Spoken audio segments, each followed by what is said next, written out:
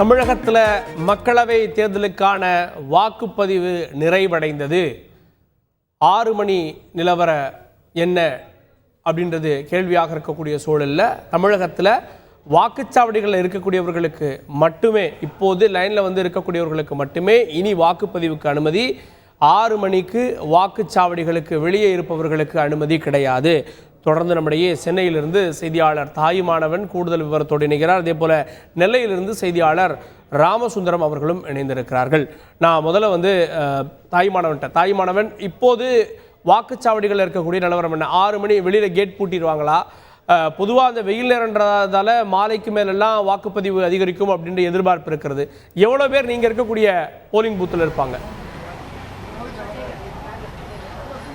தற்போதைய நிலையில் வாக்குப்பதிவு என்பது தற்போது இந்த மையத்தில் நிறைவடைந்திருக்கக்கூடிய காட்சிகளை நம்மால் பார்க்க முடிகிறது. இந்த வாக்குப்பதிவு மையத்துடைய வாசல் கதவுகள் என்பது அடைக்கப்பட்டு விட்டன. இருந்த போதிலும் ஒரு சில வாக்காளர்கள் தொடர்ச்சியாக வாக்கு செலுத்துவதற்காக வருகை தந்திருக்கிறார்கள். குறிப்பாக முதியவர் ஒருவர் இங்கே வருகை தந்திருக்கிறார். எனவே அவருக்கு மட்டும் தற்போது டோக்கன்கள் வழங்கக்கூடிய பணிகள் என்பது நடைபெற இருக்கிறது.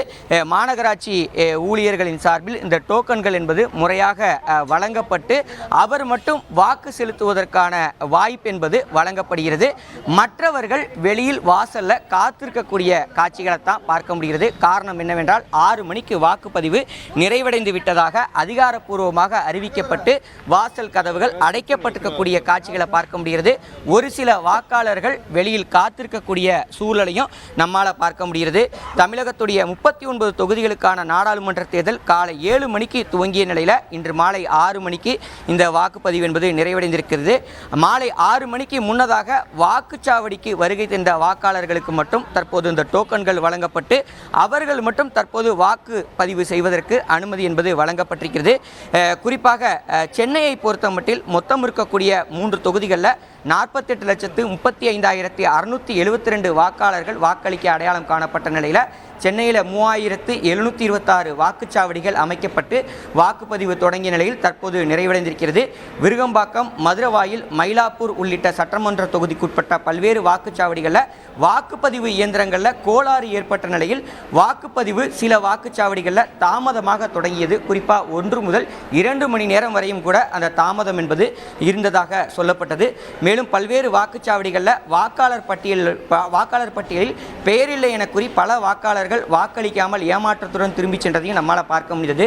இந்த நிலைதான் சுமார் 752 வாக்குச்சாவடிகள் பதற்றமானதாக அடையாளம் காணப்பட்ட நிலையில் சென்னை முழுவதும் 18,737 காவலர்கள் பாதுகாப்பு பணியில் ஈடுபடுத்தப்பட்டு பாதுகாப்பாக மாலை 6 மணியுடன் அந்த வாக்குப்பதிவு என்பது நிறைவடைந்திருக்கக்கூடிய காட்சிகளை பார்க்க முடிகிறது.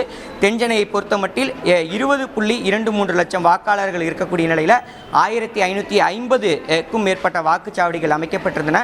குறிப்பாக திரைப்பிரபலங்கள், முக்கிய அரசியல் கட்சி தலைவர்கள் என பல்வேறு நட்சத்திரங்கள் இந்த தென்சென்னை தொகுதிக்குட்பட்ட பல்வேறு பகுதிகளில் இன்று காலை முதல் வாக்கு செலுத்தியிருந்தாங்க.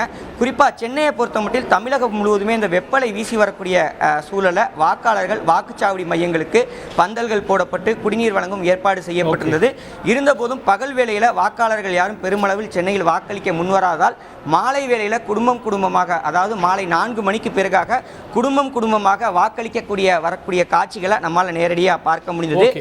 தொடர்ந்து தற்போது வாக்குச்சாவடியில் அந்த வாக்குப்பதிவு என்பது முழுமையாக நிறைவு பெற்றிருக்கக்கூடிய நிலையில் வாக்குச்சாவடி தலைமை மேற்பார்வையாளர் உட்பட தேர்தல் அதிகாரிகள் முன்னிலையில் மின்னணு வாக்குப்பதிவு இயந்திரங்களை முகவர்கள் முன்னிலையில் பத்திரமாக சீல் வைத்து மின்னணு வாக்குப்பெட்டிகளை வாக்கு எண்ணிக்கை மையத்திற்கு அனுப்பி வைக்கக்கூடிய பணியும் இன்னும் சற்று நேரத்தில் தொடர்ந்து இணைப்பிலே இருங்க. செய்திகளை உடனுக்குடன் தெரிந்து கொள்ள உடனே சப்ஸ்கிரைப் பண்ணுங்க.